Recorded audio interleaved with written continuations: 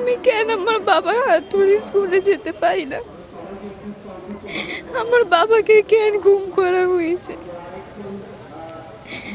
আমি শুধু আমার বাবাকে ফেরত চাই। আমার একটাই দাবি, আমার বাবাকে ফিরিয়ে দেওয়া হোক। আমার হাজব্যান্ডের নাম পারভেজ হোসেন। 2013 সালের ডিসেম্বরের 2 তারিখে আমার হাজব্যান্ডকে গুম করা হয়। তখন আমার মেয়েটার বয়স ছিল 2 বছর 4 মাস, আর আমি 4 মাসের প্রেগনেন্ট ছিলাম। আমার ছেলেটা ওর বাবাকে দেখেই নাই।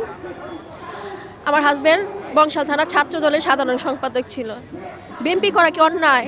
কেউ একটা লোককে আমাদেরকে একটা স্বাধীনতা নেই, আমরা একটা নিজের পছন্দের মতো একটা দল করব, এটা কি আমাদের অন্যায় একটা দল করা? আমি আমার শ্বশুর বাড়িতে যাইতে পারি, যেদিন থেকে পারভেজ গুম হয়েছে আমি আমার শ্বশুর বাড়িতে যাইতে পারি না।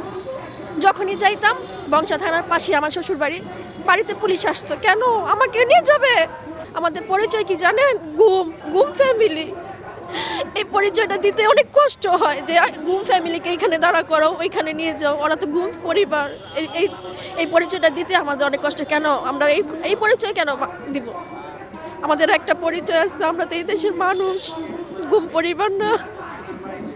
কারণ রাজনীতি করা তো কোনো নাগরিকের আপনার গুনাহ বা পাপ করা না, সবাই করতে পারে। আমার হাজব্যান্ডও করছে রাজনীতি। এই রাজনীতি করা মানেই তো আপনার গুম করে ফেলার কোনো প্রশ্নই আসে না। তারপরেও করছে এই সরকার, যে জালিম সরকার ছিল, স্বৈরাচারী সরকার ছিল, উনি করছে। একা আমার হাজব্যান্ড না, ওরা 4 জন ছিল। শাহবাগ থেকে ওদের 4 জনকে নিয়ে গেছে। আমরা এই রাস্তায় রাস্তায় ছবি নিয়ে দাঁড়াইতেছি। আমার বাচ্চা 3 বছরের ছিল, এখন আমার বাচ্চা 14 বছর হয়ে গেছে। বাবার ছবি গলায় নিয়ে রাস্তায় দাঁড়ায়, প্রেস ক্লাবে দাঁড়াইতেছে, আমার ছেলে সব জায়গায় দাঁড়াইতেছে, শুধু বলে বাবা ডাকবো কখন। ওর এই আহাজারি তো আমরা সহ্য করতে পারতেছি না।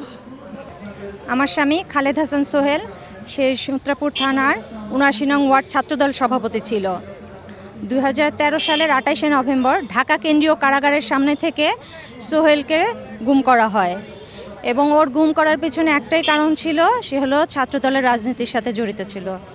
আমরা বিভিন্ন মিডিয়ার কাছেও বারবার আমরা বলেছি, আমরা যখন ডিবিতে অ্যান্টি কিডন্যাপিং স্কোয়াড হয় তখন সেখানেও আমরা অ্যাপ্লিকেশন জমা দিয়েছি, কিন্তু এখন পর্যন্ত এটার কোনো সুরাহা পাইনি। আমরা জাতিসংঘের কাছে আবেদন জমা দিয়েছি, জাতিসংঘ থেকে যে 86 জনের নাম তালিকা দিয়েছে সে নামের তালিকার মধ্যেও সোহেলের নাম আছে, কিন্তু এখন পর্যন্ত আমরা পাইনি খোঁজ। আমরা যখন অন্তর্বর্তীকালীন সরকার গঠন হয়েছে তখন আমরা, যেহেতু আসিফ নজরুল স্যার আমাদের সাথে একদম শুরু থেকে আমাদের সাথে ছিল, সেজন্য আমরা তার কাছে আমাদের প্রত্যাশাটা একটু বেশি।